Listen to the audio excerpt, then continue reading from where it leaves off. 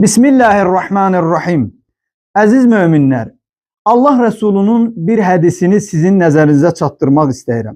Həzrəti Peyğəmbər Əkrəm buyurur ki, öz yanında olan səhabələri, sizə insanların ən xəsisini, ən tənbəlini və ən oğrusunu və ən zülümkarını tanıtdırımmı?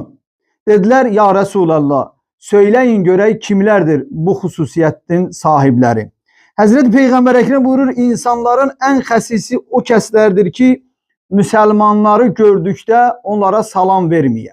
Yəni bir mömin, bir müsəlmanı gördükdə yaxşı olar ki, əvvəl ona salam versin. Çünki Ramazan ayının dualarında da var ki, gündəlik dualarında Allah mənə salamı faş etməyi, yəni ucadan salam verməyi bu ayda nəsib edə.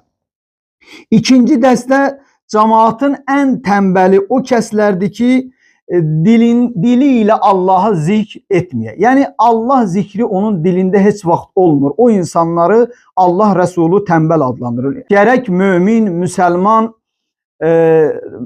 daima da olmasa, yəni bunun üçün yaddaşında və ya şərait olmasa, amma gündəlik bir neçə dəfə Allahı yad edə, Allahı zikr etmiş ola.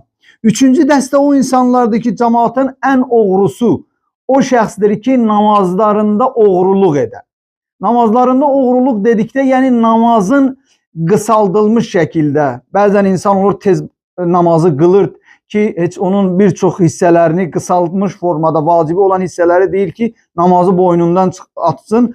Amma bununla belə Allah Rəsulü buyurub, bu cür insanlara qiyamət günü onların qıldığı namazları, necə köynə paltarları büküb atacaqlar, onların qıldığı namazları da onlara bükülərək onların üzünə atılacaq.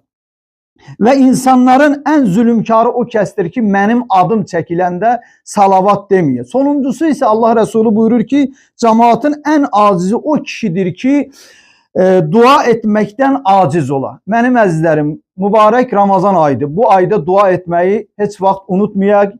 Tək özümüzü yox, yaxınlarımızı, mömin, müsəlman qardaşlarımızı və vətən yolunda şəhid olan əzizlərimizi də yad eləyək dualarımızda.